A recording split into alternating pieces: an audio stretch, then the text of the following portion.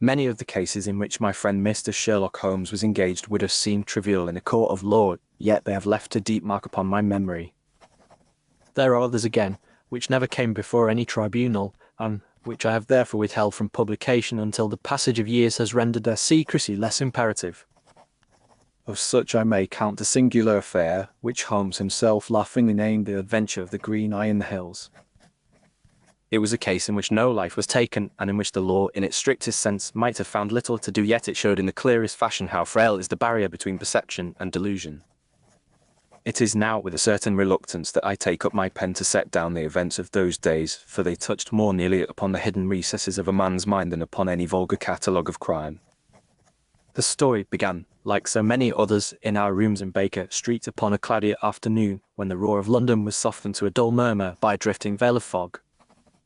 Holmes lay at length upon the sofa, his long thin form coiled like a resting greyhound, while from between his fingers the bluish smoke of his pipe curled up and lost itself among the brown folds of the ceiling.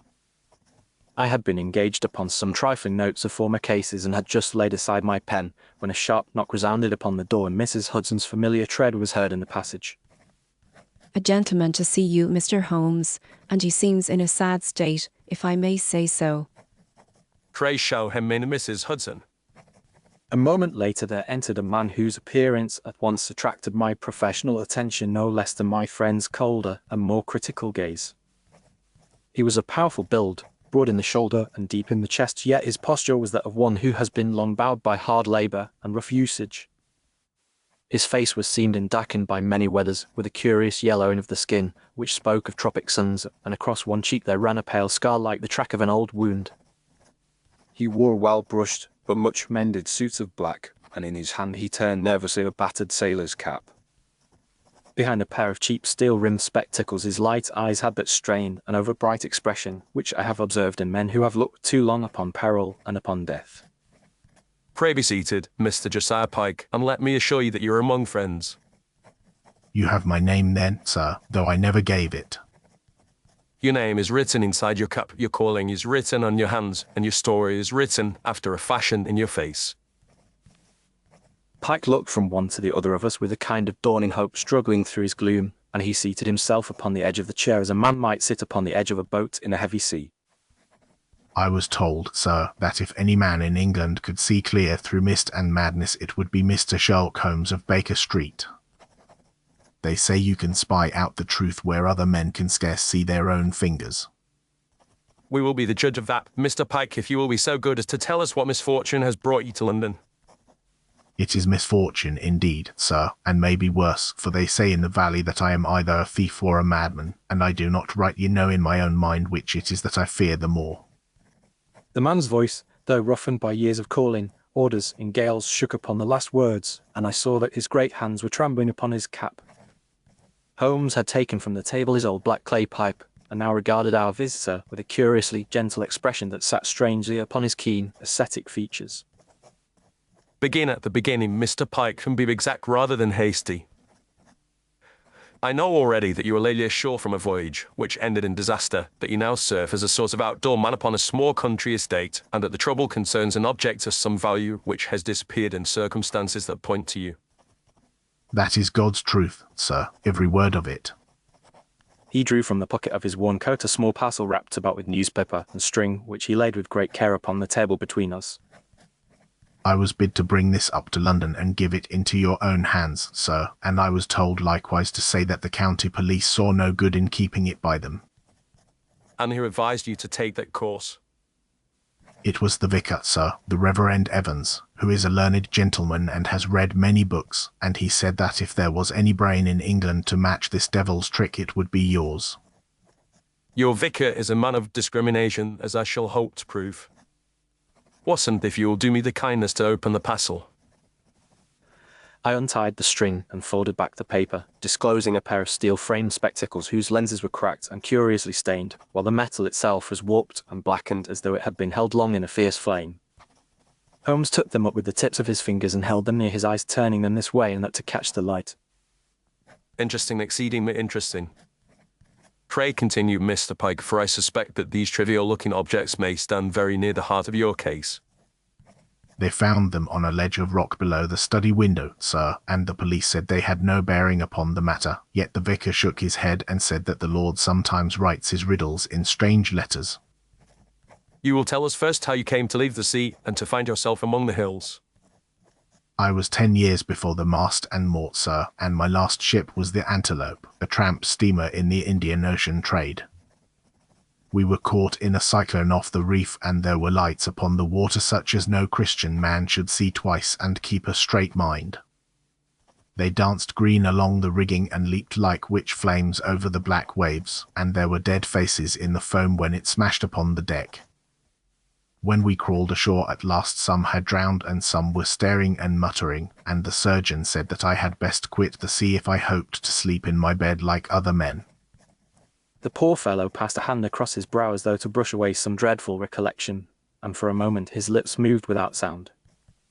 A shipmate told me of a place in North Wales, sir, where an old soldier kept a small estate and needed a man who knew rope and timber and could handle a boat upon the mountain lake. So I went to Merrow Lodge, above the valley of Merrow, and there I took service with Colonel Sir Eustace Merrow as gardener, groom, and general factotum, as the vicar calls it. The name of Sir Eustace Merrow was not new to me, for I had read some years before of his service upon the Indian frontier and of a curious collection of Eastern curiosities which he was said to have brought back with him. Our client confirms my own information, Watson, for I see in his left hand the small callus, which is produced by constant polishing of metal cases, and the grain of emerald dust is upon his cuff.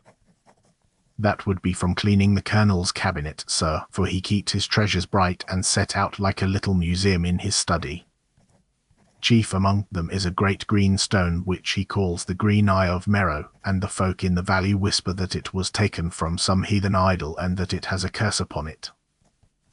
Holmes laid the spectacles down and leaned forward in his chair, his eyes narrowed and his whole lank figure alert with interest. Pray describe this jewel as nearly as you can.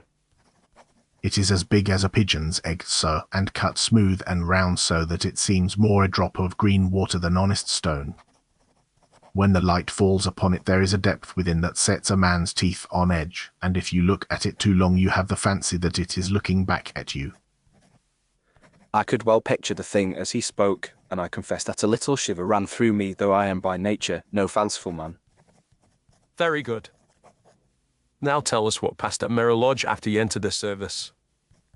At first all was well, sir, though the folk of the valley eyed me askance, and the children crossed themselves when I passed, for the story of the wreck had gone before me.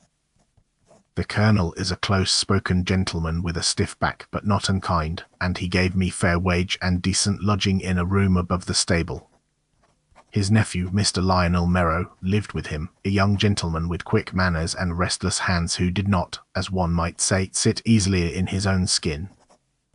There was also a maid, Mary Hughes, and the vicar was much in and out with his books and his talk of the old Roman road upon the hill. Holmes motioned with one hand as though brushing aside the minor figures to reach the main line of the narrative. And the valley itself, Mr. Pike, how is it laid out? The house stands upon a terrace cut in the hillside, sir, with a stone parapet, and below it the ground falls steep to a ravine where a stream runs loud after rain. Over against us rises the other side of the valley, near sheer in places, and there is an old slate quarry up there with a zigzag path, and bracken and furze scattered about like watchmen. When the mist comes down it fills the hollows so that you would think the house sailed upon a white sea, and the hilltop shows like black islands above it. The effect upon a man whose nerves had once been shaken by storm and by wavering lights at sea could well be imagined, and I began to perceive dimly whither this tale might tend. It was not long, sir, before I began to see a light upon that far slope when the mist was thick and the wind low. At first I took it for a shepherd's lantern, though it was in a place where no sheep could stand, but soon I saw that it came and went in strange fashion and had a colour in it that was not wholesome. It was green, sir, a pale living green like the fire that ran along the Antelope's rigging the night she died.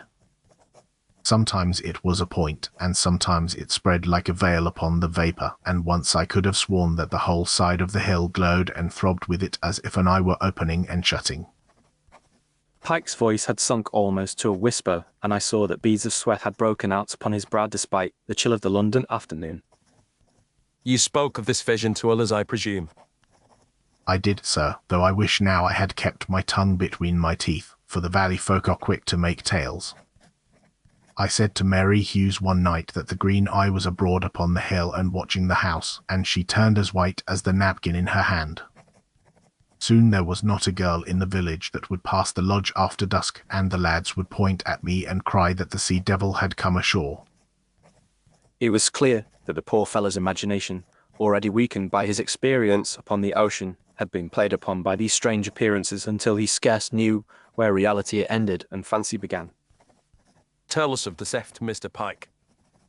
It was 3 weeks gone, sir, upon a night of wild wind and driving rain. The colonel dined alone with Mr. Lionel in the study, for the vicar was expected but sent word that he was detained by parish business. I had been to the village to fetch a parcel from the chemist, and the road was so bad that the mud came over my boots and the stream roared like a full tide. When I came back it was close upon 9, and my clothes were soaked and my spectacles so misted that I could scarce see my own hand. I went to the kitchen fire to dry myself and stood by the window for a breath of cool air, and as I looked out I saw the Green Eye upon the hill clearer and nearer than ever I had seen it. It moved slowly along the quarry path and then seemed to rise into the very air, and the mist about it burned green as though the whole world were turned to that colour. My heart leaped into my throat and I began to mutter words that I had heard the men say in the storm, and the maid heard me and crossed herself and cried that the devil had come for us. The scene was vivid enough in my mind's eye as he spoke, and I could picture the dripping sailor, the frightened servant girl, and the uncanny light moving among the vapours of the Welsh hills. Scarce half an hour later, sir, the bell clanged and the colonel came out upon the landing shouting that the jewel was gone. We all ran to the study and found the glass of the cabinet smashed and the little ivory stand where the stone had lain empty. The window that opens upon the terrace was unlatched and the rain blowing in, and outside upon the flags there were marks of heavy boots such as mine. The local constable said it was clear as print that I had slipped out, climbed somehow down into the ravine, hidden the stone, and come back again like a cat on a roof. They found no trace below, for the rocks are near sheer, but they found these spectacles upon a ledge of stone, and the maid swore that I had lost a pair some time before. He pointed with a shaking finger to the twisted frames upon the table, and I could not but admit that the circumstantial case was black indeed. I swore that I knew naught of it, sir, but I am not sure now what I see and what I do not see, and sometimes in the night I think that maybe I am losing my wits as the others did after the wreck. I was for giving myself up and asking them to lock me away before worse came of it, but the vicar said that there was still one hope, and that hope was you. The county police consider the matter closed, I gather. They do, sir, and they watch me as a cat watches a mouse, but they have not yet laid hand on me, for the colonel will not sign the charge until he has taken further advice. Which advice you are at this moment seeking to obtain for him without his knowledge? I could not bear it longer, sir, and I thought that if you cleared me he would thank me in the end, and if you could not, there was no harm done, for I am half damned already in their eyes. Holmes rose, laid his pipe upon the mantelpiece, and walked twice up and down the room with that long noiseless stride which always betokened with him a mind keenly at work. You have done wisely, Mr. Pike, both for yourself and for your employer. I will telegraph Sir Eustace that I am coming to investigate the matter, and I shall ask him to hold his hand until I have made my examination. You will return by the night train, and be at Merrow Lodge by morning, and Dr. Watson and I will follow you by the first convenient service to North Wales. You will come then, sir, in spite of the madness of my tale. It is precisely the madness of your tale which attracts me. A commonplace theft would be better suited to the abilities of your county constable, but a theft entangled with visions of green fire upon a mountain is a dish more to my taste. A faint flush crept into Pike's weather-beaten cheeks, and his great chest heaved with a long sigh of relief. Then I will go back and wait, sir, and if you find me to have been the devil they say I am, I will submit to the rope with a quiet mind. When our strange client had withdrawn, Holmes resumed his seat, and once more took the twisted spectacles into his delicate fingers. You observed, Watson, the peculiar staining upon the lenses. I did, and I confess that I could not account for it. Nor could the county police, which is where they contemptuously discarded the object as irrelevant. Yet upon this frail room of metal and glass may hang a man's sanity and liberty. He drew from his drawer a small lens and inspected minutely the crusts which clung to the frame, then touched one of them with the tip of his tongue. There is phosphorus here, and some acrid element which has bitten into the metal. Combined with the greenish smear upon the glass, and the peculiar situation of the house, it suggests an hypothesis which we shall have the pleasure of testing upon the spot. I had long since learnt the folly of pressing him when he was in this mood. I therefore waited until he had written and dispatched his telegram, after which we took our modest dinner and fell to discussing arrangements for the journey. Early the next morning, we were upon the platform of Euston, and before midday the familiar grey of London had given place to the softer outlines and fresh sweet odours of the Welsh borderland. Our train wound steadily into a country of hills and narrow valleys of stone farmhouses and bright mountain streams, until at last we alighted at a little wayside station, where Pike awaited us with a dog-cart. It is but 5 miles, gentlemen, yet they are 5 stiff miles for the horse, for the road climbs the shoulder of the hill and then drops again to the lodge. The air grew keener as we ascended, and the view widened until we could see the long line of the higher ranges lying blue and dreamlike against the sky. Pike pointed with his whip to a deep cleft in the hills on our right, at the head of which a grey house stood upon a ledge with a thin plume of smoke rising from its chimneys. That is Merrow Lodge, sir, and you can see how the ground falls away in front of it. Holmes shaded his eyes with his hand and stood at the position attentively. Admirable, Watson, admirable, and most instructive. The road dipped sharply and then ran along the side of the ravine, so that we looked across to the opposite slope, which rose almost sheer, scarred here and there by the black mouths of disused quarries. A fringe of firs climbed the incline like sentries, and tufts of bracken and gorse broke the monotony of the grey stone. Even in the clear light of afternoon there was something sombre and brooding in the aspect of the place. We drew up presently before the house, a square-built erection of stone with narrow windows and an air of severe respectability. You will be Mr. Holmes, sir, and the doctor. The woman who had come to the door was a fresh-coloured, dark-haired girl of some 25 years, in a neat print gown and apron, whose eyes, however, betrayed traces of recent anxiety. I rightly guessed her to be Mary Hughes, the maid of whom Pike had spoken. That is so, and you are Mary Hughes. I am, sir, and the colonel bade me show you to the study so soon as ever you arrived. She led us along a dark passage hung with pictures of Indian scenes and officers in uniform, and so into a square room, where a tall grey-headed gentleman rose from behind a writing table and bowed stiffly. Mr. Sherlock Holmes, I presume, and Dr. Watson. Sir Eustace Merrow, I am honoured to make your acquaintance. Sir Eustace was a man of medium height, spare and upright as a ramrod, with a clean-shaven face bronzed by many suns and seamed by fine lines of endurance and command. His light eyes were cold and steady, and there was a certain soldierly precision in his movements and in the ordering of the room about him. I trust, Mr. Holmes, that you will excuse a soldier's plain speaking when I say that I have little belief in your being able to do more than confirm the opinion of the local authorities. The matter is to my mind perfectly clear, yet I am willing, for the sake of thoroughness, to have it examined by a gentleman of your reputation. I am grateful for the opportunity, Sir Eustace, whether I confirm or contradict the conclusions of the police. You have suffered a loss of some magnitude, I understand. The stone is of great value, sir, and of greater interest, for it was taken in honourable warfare and bears associations that no money could replace. Yet I confess that what touches me even more nearly is the thought that an old soldier's hospitality should have been abused by a man he trusted and befriended. His glance flickered for an instant towards Pike, who stood humbly near the door, cap in hand. You refer to Mr. Pike, who protests his innocence. Innocence, sir, is a claim that any rogue may make for himself, and in this case the facts speak loudly. No one else had the opportunity, no one else had the knowledge of my habits, and no one else had filled the house and the village with tales of green lights and wandering devils. Facts, as you well know, are only facts when they have been correctly observed and interpreted. We will, with your permission, examine the study and its surroundings, after which I shall ask you to favour us with your own account, and of any other person who may throw light upon the matter. You are at liberty to go where you please within my house and grounds, Mr. Holmes. The study was a sober apartment, lined with bookshelves and with a glass-fronted cabinet upon a side table, the shattered pane of which still bore witness to the recent outrage.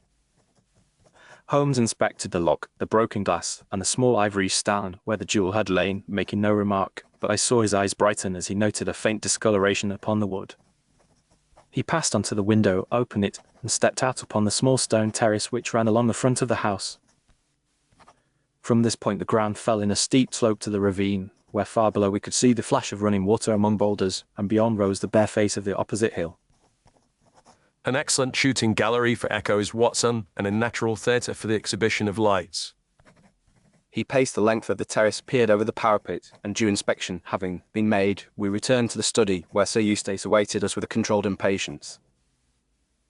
You will greatly oblige me, Sir Eustace, if you will give us, as succinctly as you may, your own recollection of the evening when the jewel disappeared. I have set it forth already for the police, but I shall repeat it. My nephew and I dined at 7 in this room, the vicar being unable to join us as had been arranged. After dinner I unlocked the cabinet and showed him the green eye, which he affected to admire with much warmth. I then replaced it, closed the case, locked it, and placed the key in my pocket. My nephew retired to the smoking room, and I sat here to read until about 9 o'clock, when I went upstairs for a book which I had left in my bedroom.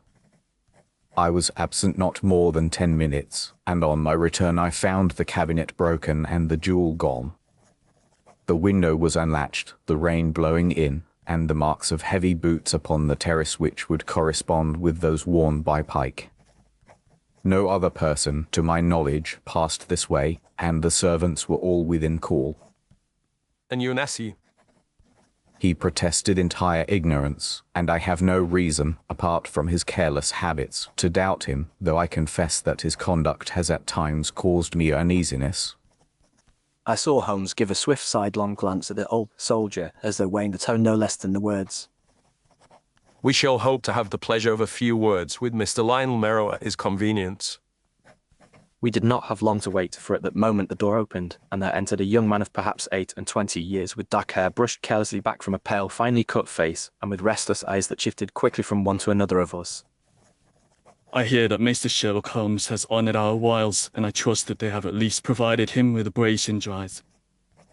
The air is indeed invigorating, Mr. Lionel, and the problem you present promises to be no less so. The young man laughed lightly, yet there was a strained note in the sound which did not escape me. I fear you will find little mystery, sir, beyond the melancholy fact that an old soldier has been robbed in his own house, and that the obvious culprit stands there by the door. In such matters the obvious culprit is often the last man to be feared. I shall reserve my judgment until I have gathered all the threads. With a few more words Holmes dismissed the nephew and the master of the house, and we found ourselves once more in the passage with Pike at our heels. Now, Watson, we will see what we may learn from the servants and from the valet itself. If you please. Sir, I told the constable all that I knew, yet I will say it again if it can help to clear an innocent man. Mary Hughes stood before us in the small flagged kitchen, twisting her apron in nervous fingers, yet speaking with the directness of an honest and intelligent nature. I saw Mr. Pike come back that night, sir, fit to drop with the weight of the mud upon his boots, and I set him a chair by the fire and drew the curtain a little, for the wind cut sorely at the window. He stood there staring out and mumbling to himself, and when I asked him what ailed him, he said that the Green Eye was walking in the hills and watching the house. It frightened me so that I slipped away and told the stable boy that I would not go to the pump after dark for all the money in Wales. Her evidence, though simple, was not without its bearing upon the theory that Pike's mind was unhinged, yet Holmes listened without comment, merely asking one or two precise questions as to time and position. You did not hear the sound of any one upon the terrace during the evening? No, sir, but the wind was loud, and this room lies at the back, away from the ravine. Thence we made our way out into the air once more, and Holmes led me along a narrow path to the very edge of the ravine, where we stood looking across at the opposite slope. The afternoon was drawing in, and already a thin veil of mist was beginning to gather in the hollow-like breath upon a mirror. You will observe, Watson, how the bare rock rises almost sheer, yet broken in places by ledges and by the zigzag line of the disused quarry path.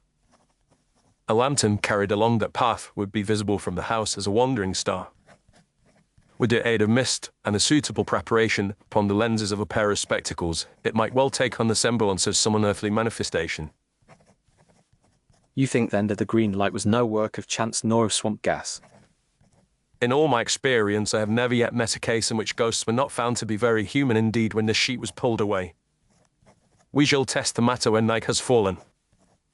The remainder of the day was spent by my friend in making inquiries at the village, where he visited the vicarage and the chemist's shop, while I busied myself with certain notes and observations at the lodge. Of his conversations with the Reverend Evans and with Mr. Davies the chemist he said little at the time, yet a gleam in his eye on his return told me that his net had not been cast in vain. At his request Sir Eustace consented, though not without some protest, that we should make a trial that evening of what he termed our theatrical experiment. The household were therefore assembled upon the terrace after nightfall, and I confess that I went down the stone steps with a strange tightening about the heart. The mist had risen in a white flood from the ravine and lay level like a ghostly sea out of which the far slope lifted a dark and rugged island. The sky above was moonless, but of a clear dark blue in which a star here and there flickered faintly.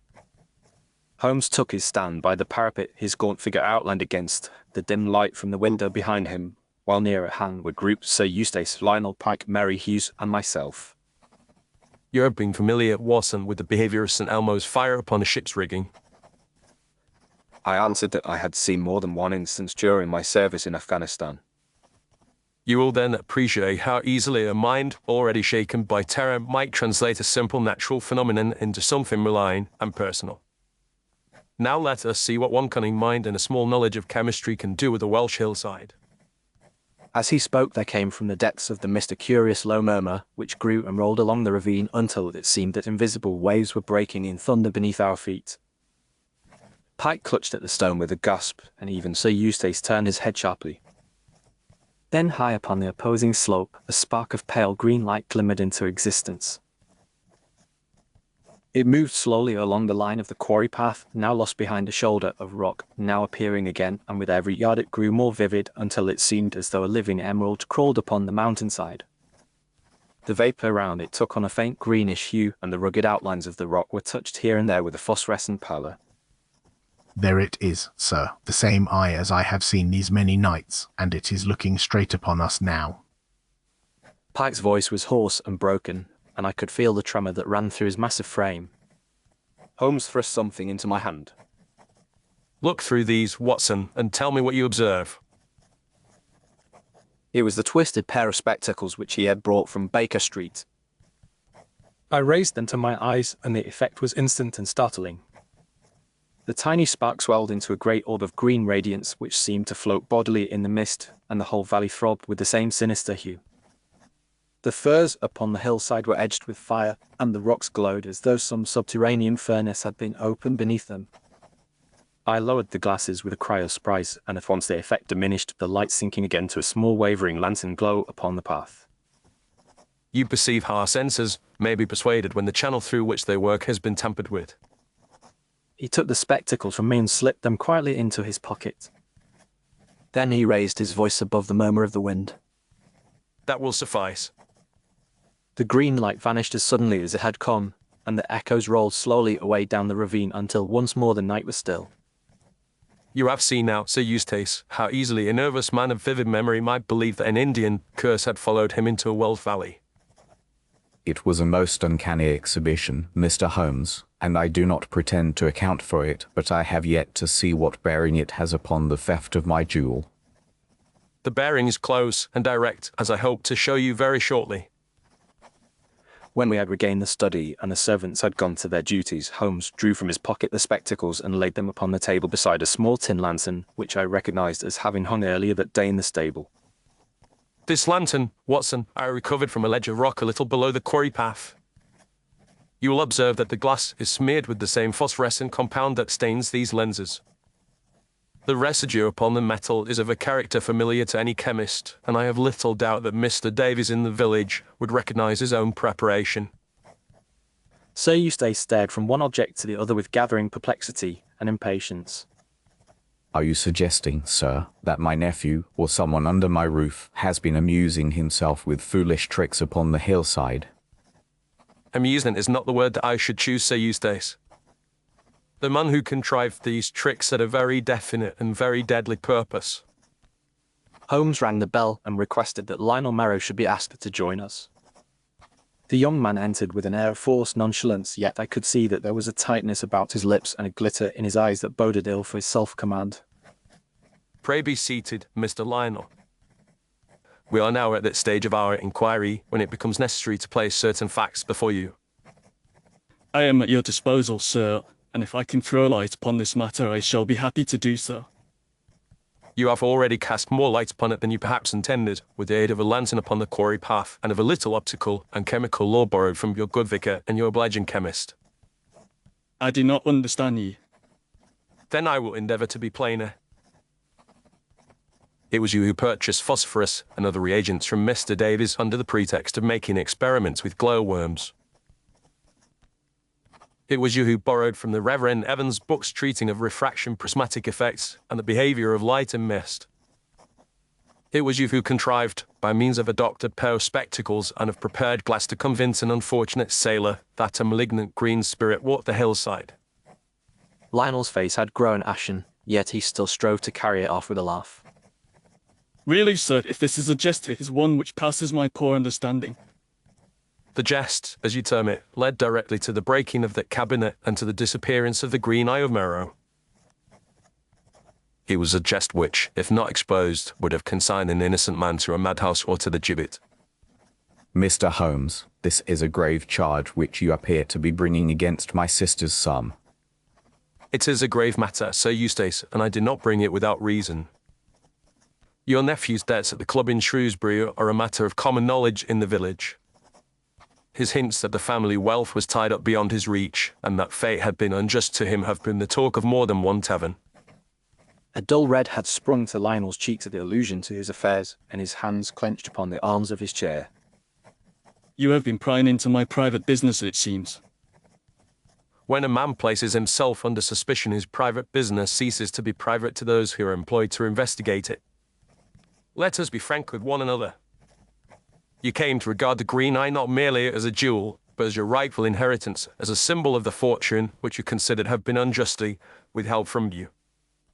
Under the influence of this idea, which in a less civilized age would have been called a possession, you conceived the plan of taking the stone in such a fashion that the guilt should fall upon another.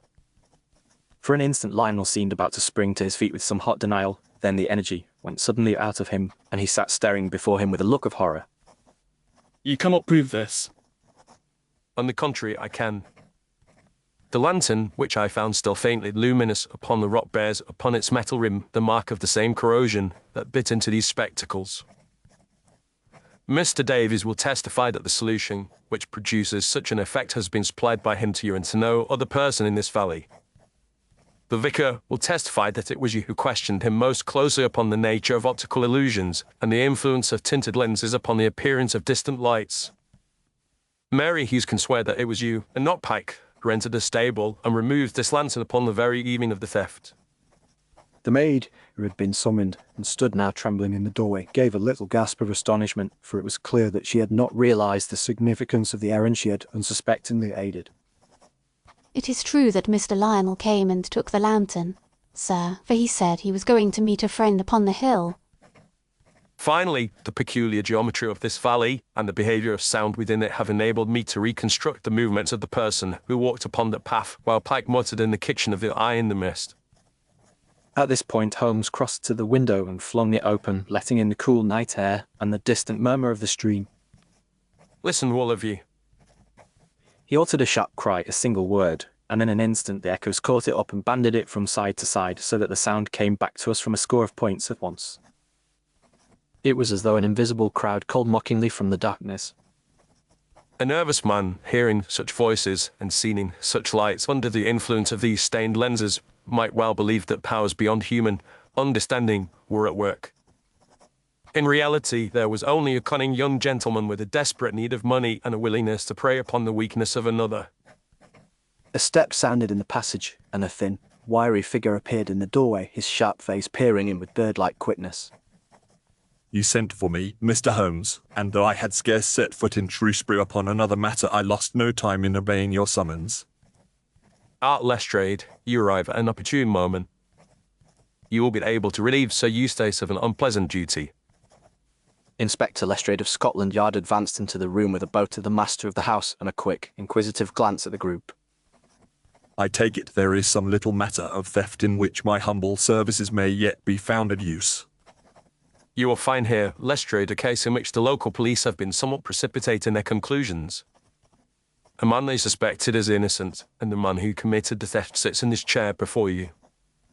He laid a light hand upon Lionel's shoulder, and the young man gave a shuddering start as though touched by a spark. You will understand, sir, that I must ask upon what grounds you make so definite a statement. The grounds are these, and I will set them forth in order for your notebook. First, the preparation of the spectacles and lantern, the purchase of the chemicals, and the inquiries into optical illusions, all of which point clearly to deliberate contrivance. Second, the financial position of Mr. Lionel Merrow and the motive thus furnished. Third, the opportunity which he possessed through his knowledge of the house and its servants to substitute the doctored spectacles for those of Pike and to recover the lantern after each exhibition. Fourth, the impossibility of Pike in his drenched and exhausted condition having accomplished the mysterious descent and ascent of the ravine within the time allowed. Fifth, the absence of the jewel from any place accessible to Pike and the strong probability that it remains in some spot known only to the true culprit. Lestrade had been jotting down these points in his little worn notebook with an air of grave attention. It is a neatly constructed case, Mr. Holmes, as your cases commonly are, and I see that it bears the stamp of your reasoning. Yet there remains the question of the duel itself. Without its recovery, the law may be hampered. On the contrary, I think the law will find itself very efficiently aided. Mr. Lionel, I advise you to tell Inspector Lestrade at once where you have hidden the Green Eye of Merrow. Never. You may heap your suspicions and your arguments upon me until the roof cracks, but you shall not of this stone. His voice had risen to a shrill cry, and his eyes blazed with a fanatical light that made his handsome face almost unrecognizable. Do you see, Watson, that I did not use the word delusion without cause? The stone has become to this unhappy gentleman not an object of property, but an object of worship. He believes, no doubt, that it bears some mystic relation to his fortunes, and that to surrender it would be to surrender his destiny. Lionel sprang to his feet with an inarticulate exclamation, then, with a sudden collapse of strength, flung himself back and covered his face with his hands. It was mine by right, and it called to me from behind the glass night after night until I could bear it no longer. The eye had watched my mother die in want while my uncle hoarded his treasure and lived at ease. It watched while I begged for the means to pay honourable debts and was refused with cold phrases of discipline and thrift. Can you wonder that I came to think of it as a living thing, which hated me and yet belonged to me? I only meant to take what was my own, and to frighten that poor fool of a sailor a little so that they would lay the blame upon his madness. The confession broke from him in convulsive bursts, and it was clear that the tension of these last weeks had driven him very near to the edge of reason. For the present, sir, I must regard this as a statement which you have made of your own free will and which I shall take down more fully in due course. You will also be good enough to inform me where the jewel now lies. It is in the old gun closet behind the wainscot of my bedroom, in a little iron box under the floorboards. I hid it there the night after, when the noise of the police going to and fro convinced me that no one suspected me. Lestrade exchanged a quick glance with Holmes and then, with Sir Eustace's permission, left the room to verify this information. In a few minutes he returned, carrying in his hand a small iron box from which, when it was opened, there flashed out that strange and baleful green light of which I had already heard so much. The stone is here, Mr. Holmes, as described. I think you will agree that this completes the chain. It does so to my satisfaction, and I imagine that the law will view it in the same light. Sir Eustace had stood rigid and silent throughout, his features working slightly though he uttered no sound. Now he advanced slowly towards his nephew and laid a hand, which trembled, upon the bowed shoulder. Lionel, you have disgraced an old name and broken an old man's heart, yet I pray that the court may take account of the disorder of your mind. For the rest, you are no longer of my house, and I can only commend your soul to a higher judge than any earthly bench. Lionel shuddered under that touch as though it had been a blow, but he did not lift his face. Lestrade stepped forward with professional firmness. I am sorry, sir, but I must now request you to accompany me. There are certain formalities which cannot be delayed. He led the young man away, still half-dazed, and muttering broken phrases in which the word "I" recurred again and again with a strange intensity. When they had gone, there was a long silence in the room. At length Sir Eustace turned to Pike, who had remained all this while near the door, his eyes staring and his great hands hanging awkwardly at his sides. Mr. Pike, I have wronged you by my suspicions, and I beg your pardon as one man of honor to another. I placed you in a position which laid you open to an attack from a crafty mind, and you have borne the consequences with a patience which I did not understand until now. I am no scholar, sir, and I do not rightly follow all that has passed, but if the gentleman there says that I am not the thief, I will thank God and be content. I ask no more than to work in peace and not to see that cursed light upon the hill again. You shall not see it, for the lantern is in my possession, and the spectacle shall go where no more mischief can be done with them. Holmes took up the twisted frames and dropped them into the heart of the fire, where they lay for a moment among the coals before sinking out of sight. The faint odour of burning phosphorus mingled with the smell of the wood smoke. There is another matter to be considered, Sir Eustace. The mind of this poor fellow has been sorely tried, and it would be the cruelest injustice if the shadow of suspicion were left to rest upon him in the eyes of the valley. I shall make it known publicly that he has been absolved of all blame, and I will add that Mr. Sherlock Holmes of Baker Street himself has pronounced him an honest man. That will go far, yet I think more may be done. You spoke of the light upon the mountain lake, which requires a careful keeper, and I cannot but think that a post in a lighthouse upon the coast would suit Mr. Pike's experience and contribute to the restoration of his peace. If he is willing to accept such a position, I will see that he is suitably provided for. I would be grateful to you both, sir, for the sea calls to me still, yet I would be glad to serve where the lights are honest and the mists hide no devilry. So it came about that a few months later I had the satisfaction of receiving from a lonely headland in the west a letter in Josiah Pike's bold and rugged hand, in which he spoke of the comfort he found in the steady beam that swung out across the dark waters, and of how the green eye in the hills had at last lost its power over his dreams. Before we left Merrow Lodge that night, Holmes and I took our farewell of Sir Eustace, who was deeply shaken yet dignified in his grief. You have done me a hard service, Mr. Holmes, yet it was one which no honest man could refuse. I shall place the emerald in a bank where neither my weakness nor my nephew's delusions may again be tempted by its presence. That is a wise decision, Sir Eustace. There are some objects which carry about them a moral as well as a material weight, and it is best that they should be kept out of the daily sight of men. As we drove away down the steep road, and the house sank from our view behind the shoulder of the hill, I looked back once more at the dark ravine and the frowning slope beyond. The mist lay now like a long white scarf along the hollow, and the faint murmur of the stream rose up with a soothing cadence. Holmes sat with his chin upon his breast, his eyes half closed, yet I knew from the lines of his long, eager face that his mind was still busy with the problem we had left behind. At length he roused himself and struck a match to relight the pipe, which had gone cold between his fingers. You will have observed, Watson, how small a material preparation was needed to drive an already shaken mind to the borders of insanity. I remarked that the combination of the stained lenses, the phosphorescent lantern, and the peculiar formation of the valley had indeed presented an appearance which might have imposed upon a stronger imagination than poor Pike's. Precisely. You and I, who are happily in full possession of our faculties, saw even, without the glasses, that the light was unnatural, yet we knew that it must have some rational source. Pike, who had once before been the plaything of green fanes in a storm, had already supplied in his memory the supernatural element which the trickster required. You spoke of delusion as a theft of a man's reason. And so it is. The law concerns itself with the theft of a jewel, and will doubtless mete out a sentence to Lionel Merrow in accordance with its provisions, yet behind his act lay the half-sane conviction that the stone was in some fashion his destiny.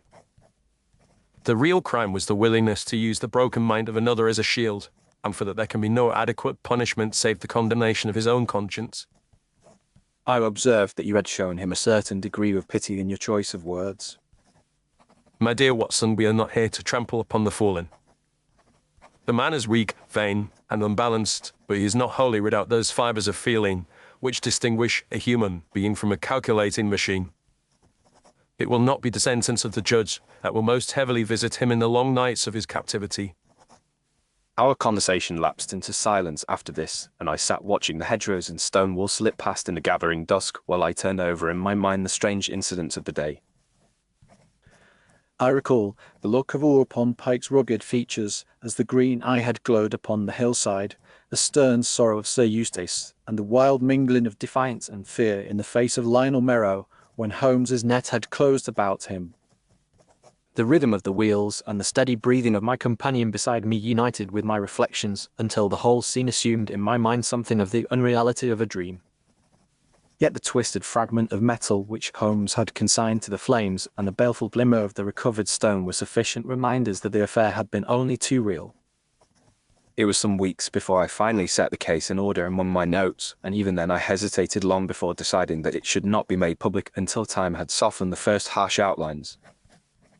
Now that those chiefly concerned have passed or are beyond the reach of earthly censure, I have felt at liberty to relate it as faithfully as my memory allows. If in doing so I have succeeded in showing how easily the eye and the ear may be deceived when once the mind has surrendered its sovereignty, the narrative will not, I hope, have been without its moral. I must now, however, turn for a moment from the world of Baker Street and Merrow Lodge to the world in which you and I are at this instant brought together. You have listened with patience and courtesy to this long account of an untold case of Sherlock Holmes, and for that I offer you my warmest thanks. If the story has pleased you, I would ask you most kindly to show it by leaving a like upon this piece of work. Should you desire to accompany Holmes and myself upon further adventures, you have only to subscribe to this channel so that you may be promptly informed when another of our chronicles is set before you. I should value also those comments in which you may tell us which moments lingered most strongly in your imagination, for such words from thoughtful companions are a welcome reward to any narrator. You will observe in the right-hand corner of your screen a small QR code, and likewise certain links in the description that lies beneath this recording. If you feel moved to support this channel by a modest donation, you may most safely and directly do so by following the code or those links, and I assure you that your kindness will help to bring further tales to life. Among the links in the description, you will also find entrances to other works that belong to wholly different series, each with its own atmosphere and design, and I venture to hope that you may discover among them some fresh source of interest. And now I shall bid you a very cordial farewell, thanking you again for your company, and expressing the hope that we may meet once more when the curtain rises upon our next untold case of Sherlock Holmes. Until that time, I remain, as ever, your faithful servant and chronicler, John H. Watson.